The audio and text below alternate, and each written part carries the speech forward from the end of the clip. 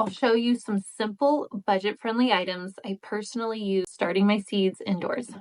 Part 2 on this mini series of starting your seeds indoors. What do you need besides the obvious of seeds, soil, water, and light? Not much more. But I'm going to share a couple more items that have helped me up my game with starting my seeds indoors. These extras aren't necessarily needed as I went years without them, and I still produce plenty of healthy plants and produce. Let's head out to the garden so I can show you the specific items that I'm using this year and the extras that are helpful and recommended, but definitely not a must-have to get seeds started.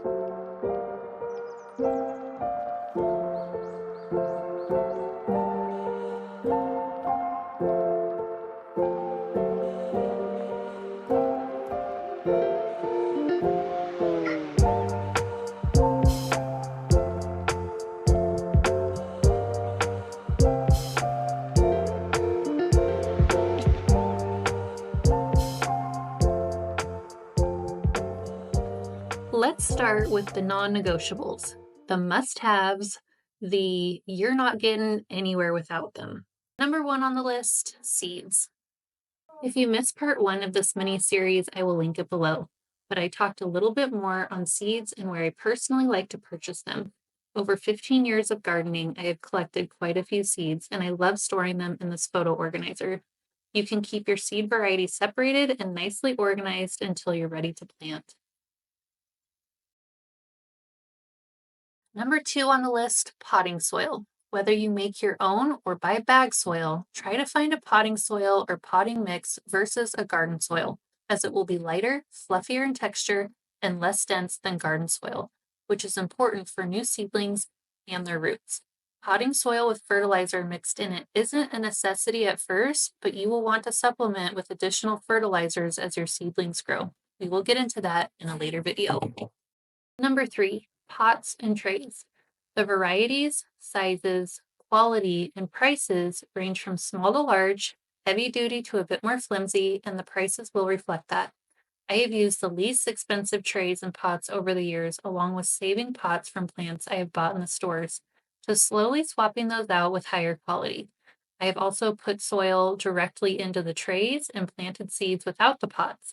The trays are specifically helpful with watering and keeping the water from draining out the bottom. This leads us into one of those extras, where it's helpful but not necessary if you don't have it, a humidity dome. These are helpful in our initial seed planting and germination. They help retain moisture in the soil so it doesn't dry out as quickly, potentially damaging those fragile new seedlings. Often you will see a humidity dome come as a kit, with the trays, soil pellets, and the small pots. This is exactly how I started over 15 years ago. And back to the non-negotiables. You're going to need something to water with. I love this 3-gallon pump sprayer, but any size will do. Number 5, labels. Even though your seeds will grow without them, I wouldn't skip the step of labeling your seeds as you plant them. You can get creative with a strip of tape on your trays to popsicle sticks. We will round this list out with additional extras that are extremely helpful, but again, not needed. These 4-tier mini greenhouses have been a great shelving unit while seeds germinate and grow.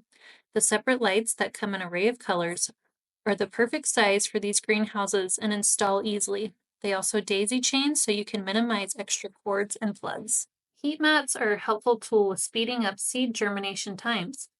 While not all seed varieties prefer warmer climates to germinate and sprout, some varieties like peppers and tomatoes love warm soil and temperatures all throughout their growing cycles.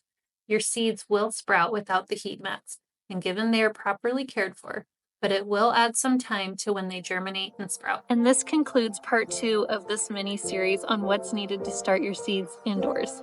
You don't need fancy equipment, just a little creativity and the desire to try. Even if you think you failed, I promise you learned something. If you found this video helpful, please give it a like and consider subscribing. And let me know in the comments, what's your favorite way to start seeds? Part 3 of this mini series, we're going to dive straight into planting and germinating our garden seeds.